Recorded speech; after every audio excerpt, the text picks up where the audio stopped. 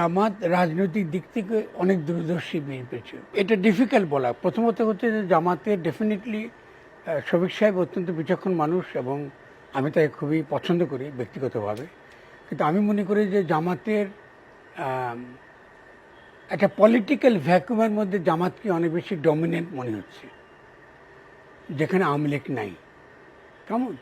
কিন্তু জামাত পলিটিক্স দ্বারা, রাজনীতির দ্বারা জনগণকে কতটা প্রভাবিত করতে পারছে এটা আমাদের কাছে এখনো পরিষ্কার না।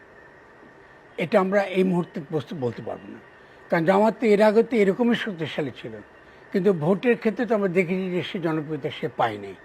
এই জন্য জামাতের পক্ষে সবচেয়ে বেটার অপশান ছিল এই গভর্নমেন্টকে সাপোর্ট করা এবং এই গভর্নমেন্টকে এই উপদেষ্টার সরকার না বানিয়ে একে রিয়েলি একটা অন্তর্বর্তীকালীন সরকার তৈরি করার ক্ষেত্রে সাপোর্ট দেওয়া এবং ইসলামের জায়গা থেকে এমন কিছু প্রস্তাবনা হাজির করা যেটা সেকুলারদের কাছে গ্রহণযোগ্য হয়। তো জামাত কিন্তু ওই কৌশলটা গ্রহণ করছে না। ফলে আমি মনে করি যে যেহেতু আপনার করছে না সেটা, এটা কৌশলগতভাবে আমি মারাত্মক ভুল বলে মনে করি। এর কুফলটা জামাত দেখবে যে ইলেকশনের সময় দেখবে, এখন দেখবে না, কিন্তু নির্বাচনের সময় সে দেখবে যে তার এই যে সুযোগটা সে পেয়েছিল এই সুযোগটা সে যথেষ্ট সে ব্যবহার করতে পারেন না। অন্যদিকে আপনি খেয়াল করেন পুরো গণ অভ্যুত্থানে শিবিরের কর্মীরা বা জামাতের কর্মীরা কিন্তু অ্যাক্টিভলি ছিল। মানে এখান থেকে যে বেনিফিটটা বের করে আনার কথা ছিল, জামাতের উচিত ছিল যে আমরা গণ অভ্যুত্থান করেছি, আমরা আসলে একটা অন্তর্বর্তীকালীন সরকার চাই এবং আমরা চাই একটা নতুন বাংলাদেশকে গঠন করা, একটা গঠনতান্ত্রিক প্রক্রিয়ার মধ্যে বাংলাদেশ যাক। কিন্তু জামাতের তো সেই হিসেবে কোনো পজিশন তো পরিষ্কার না, অপরিচ্ছন্ন।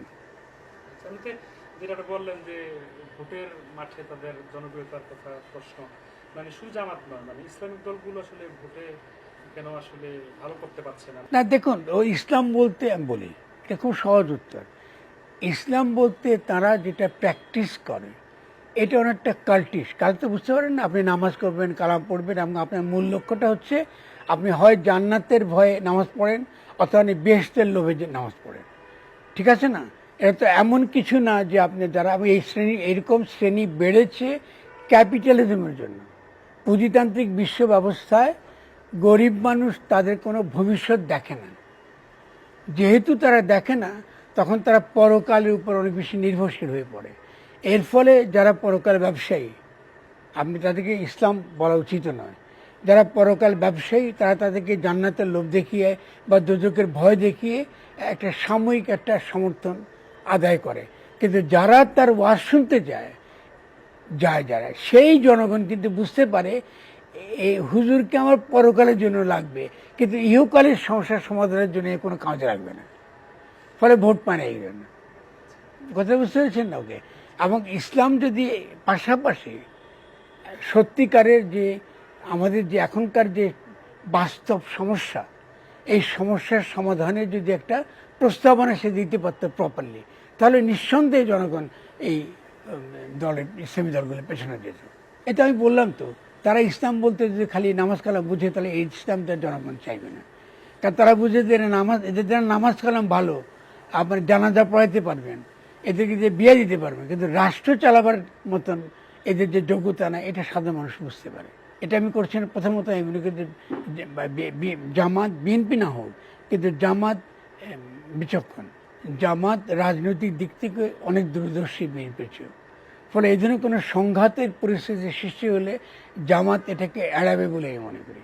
কিন্তু আবার অনেকে প্রশ্ন তুলছে, কেউ বলছে প্রকাশ্যে কিংবা গোপনে যে বিএনপি ক্ষমতায় গেলে তারাও জামাতের উপর আওয়ামী লীগের মতোই শুভেচ্ছার না। এগুলো তো হ্যাঁ, এগুলো তো দেখুন, এগুলো তো এক ধরনের কি বলা যায়, এক ধরনের গণগিরি না।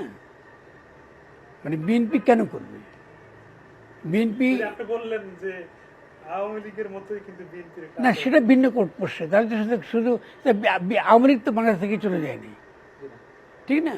ফলে আপনি এটা এখন আগে থেকে বলতে পারবেন না যে বিএনপি এসে জামাতের সঙ্গে আওয়ামী লীগের মতো আচরণ করবে। এটা একটু অতি কল্পনা মনে হয় আমার। আমি মনে করি যে কোনো রাষ্ট্রে যখন তারা ক্ষমতায় থাকবে, ফলে বিরোধী দলের উপর কিছুটা তো দমন পীড়ন চলবে, তো সেটা হতে পারে।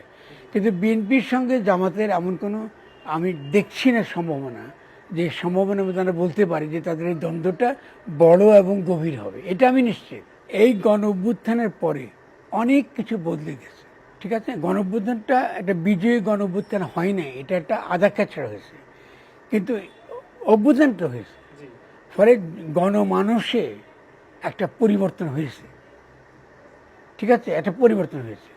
আমি যা দেখতে পাচ্ছি সে পরিবর্তনটা জামাত বলুন বা বিএনপি বলুন, তারা এটাকে ধরতে পারছে না। ধরতে না পারার কারণে 18 থেকে 25 বছর বয়সের যে জেনারেশন, যারা বড় একটা সংখ্যা, কেমন, এদের ভূমিকাটাই আগামী দিনের রাজনীতির নির্ধারক শক্তি হবে, এটা নিশ্চিত থাকেন আপনি। মানে এটাই করবে।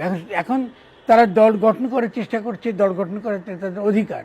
তারা যদি প্রপারলি দলটা গঠন করতে পারে, কেমন, এই ছাত্ররা, তারা জনগণ ছাত্রদের পিছনেই যাবে। আপনি বিএনপি বলেন, জামাত বলেন, এদের পিছনে কেউ যাবে না। এরা তো পরীক্ষিত লোকের কাছে।